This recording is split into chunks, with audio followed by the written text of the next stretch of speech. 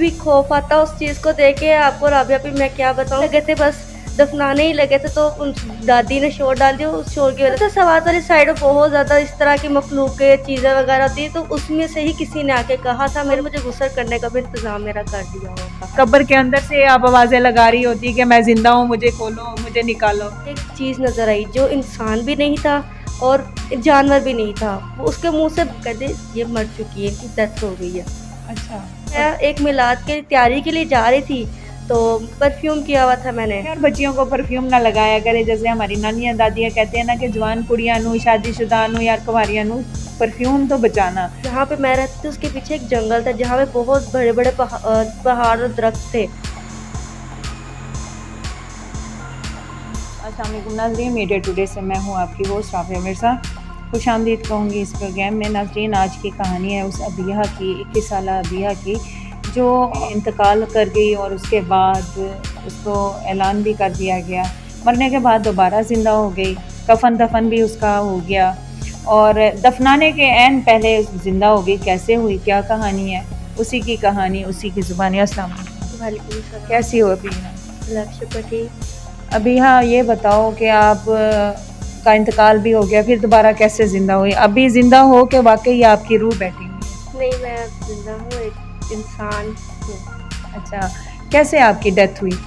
मुझे सवात की साइड पे रहने वाली थी मैं, तो वहाँ पे ज़ाहिर है आपको भी पता है राबिया भी कि वहाँ पे मखलूक और जिन्नात वगैरह बहुत होते हैं। बस उसी की एक झलक से हुआ था ये सब।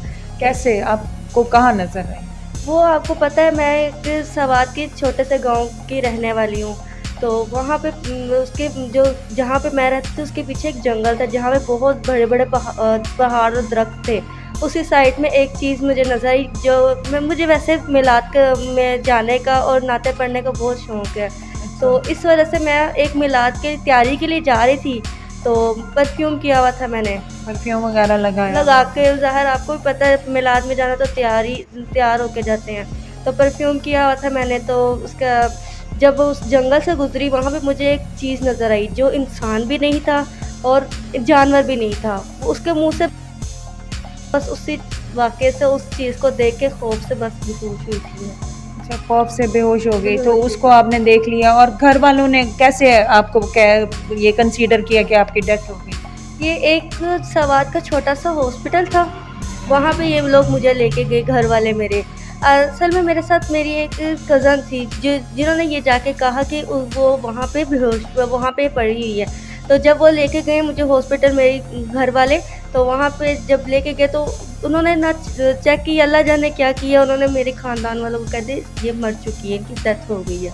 अच्छा, और डेथ आपकी नहीं नहीं, हुई? मेरी डेथ नहीं हुई हुई थी। फिर आपको आपका ऐलान भी कर दिया, पूरे ख़ानदान में बता दिया कि अबिहा की डेथ हो गई? डेथ हो गई है। ये यहाँ तक कि इन लोगों ने मेरे कफ़न दफ़न का भी इंतज़ाम और मुझे गुस्ल करने का भी इंतज़ाम मेरा कर दिया हुआ था। अच्छा। तो बस इन लोगों ने कहा कि इसकी डेथ हो गई है, यहाँ तक कि सब ने एक तरह को आपको पता है ख़ानदान में जब पता लगे जवान मौत हुई है, तो क्या क़यामत पेश आती है। पूरे ख़ानदान में क़यामत थी, तो सब तो मेरे बुज़ुर्गों को एक चीज़ ने आके कहा कि ये मरी नहीं है, ज़िंदा है।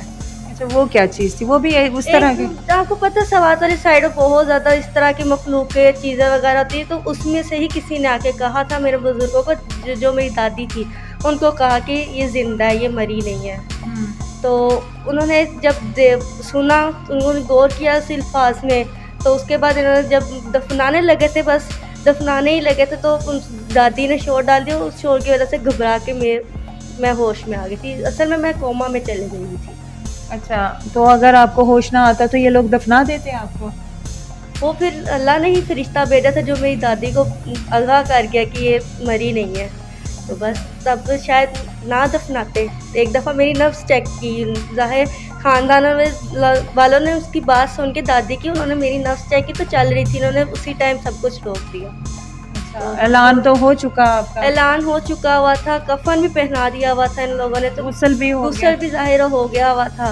जब और दफनाने का कब्र का भी, तदफीन के लिए कब्र भी खोद चुकी थी? जी, सब कुछ हो चुका था। बस इन्होंने दफनाने के टाइम ही वो कोई मखलूक आई जो मेरी दादी को कह गई, मेरे बुज़ुर्गों को कि ये मरी नहीं है, ज़िंदा है।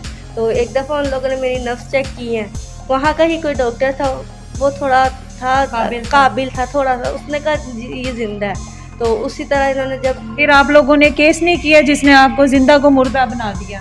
किया था उस पे, अब हमने केस क्या करना, वहाँ पे अगर आपको पता इतने काबिल खानदानी सारे लोग होते हैं। खानदान सारे लोग होते हैं और केस वगैरह में जाके इन लोगों ने कहना था, फिर हम कहते हैं बड़े लोगों की सफाई होती है होना नहीं। असल में वहाँ पे एक थोड़ी जो छोटा हॉस्पिटल है, वहाँ पे हर कोई इतना सवात वाली साइड में काबिल डॉक्टर रहते ही नहीं है, कोई काबिल होता है। और छोटे छोटे हॉस्पिटल होते हैं, छोटे-छोटे इंतज़ाम होता नहीं है हॉस्पिटल का, ये बीमारी कुछ होती है बताए कुछ जाता है। तो फिर सवात आप अपनी आप लाहौर रहती हैं, तो फिर किस तरह आप मैनेज किया, आप लाहौर कैसे आए आप? वो इस तरह हुआ कि जहाँ हम रहते थे वो एक छोटा सा गांव था, उसके पीछे वो जंगल लगता था और आपको पता है उसमें फ्लू की वजह से वो मुझे इतना एक तरह का खौफ था, उस खौफ की वजह से वो मुझे वहाँ पे टिकाऊ नहीं रहता था कि मुझे एक कैफियत सी रहती थी। तो मैं उस डरी रहना, बीमार रहना, कभी हो गया उसको महसूस जब नहीं होता था, सब सही रहता था, जब अचानक होने लग जाए उस टाइम ही मेरी तबीयत ख़राब होना शुरू। अभी भी आपको पसीने आ रहे हैं? वो सोच के उस चीज़ के बारे में डर लगता है अभी भी खौफ आता है उस चीज़ को देख के। आपको राबिया भी मैं क्या बताऊँ, आप जब सोचेंगे उस चीज़ को, आप अपनी जगह मुझे रखें या मुझे आप अपने रखें, तो आपको याद आएगा क्या एकदम से इसके साथ हुआ था। यानी कि अभी भी आपको डर लगता है? खौफनाक चीज़ थी तो डर लगता है अभी भी। नाज़रीन, एक लड़की जिसने अपने मेलात पे जा रही थी, नाते पढ़ने का शौक़ था, गांव से गुजरी, लेकिन उसको एक ऐसी चीज़ नज़र आई जो ना इंसान में थी ना जानवर में। उससे डर से ये कोमे में चली गई, लेकिन डॉक्टर ने डिक्लेयर किया कि ये इसकी डेथ हो गई है, ख़ानदान में फैलाव हो गया कि ये इसकी डेथ हो गई है, जवान मौत है। लेकिन फिर कोई ऐसी मखलूक ने आके इसकी दादी को बताया और उन्होंने वाकई चेक किया तो इसकी नब्ज़ चल रही थी, एंड दफनाने से पहले इसको अल्लाह ताला ने होश दे दिया। अगर होश ना होता तो आज पता नहीं क्या हाल होता, या वही शबीर वाला हाल होता जो आपने सुना कि कब्र के अंदर से आवाज़ें, फिर कब्र के अंदर से आप आवाज़ें लगा रही होती कि मैं ज़िंदा हूँ, मुझे खोलो, मुझे निकालो। जी। और लोग कहते हैं कि अंदर इसका कोई वो चल रहा है, हिसाब किताब चल रहा है। हिसाब किताब चल रहा है, ये कहना था कि कोई जैसे सवाद में चीज़ें होती हैं वही वो कोई होगी जो बोल रही है, अंदर कोई जिन्नात वगैरह होंगे। नाज़रीन, उम्मीद करती हूँ कि ये आज की कहानी हकीकत पे मबनी है कि क्या हो रहा है हमारे माशरे में, क्या क्या कुछ नहीं हो रहा, और हम लोग अभी खाली फिल्मों ड्रामों पे यकीन करते हैं। पहले कहते हैं ये फिल्मी बातें, लेकिन अब हकीकत में सारा कुछ हो रहा है, आपके सामने है। अब अबिया ने अपनी सारी आप बीती आप तक पहुँचाई, सुनाई।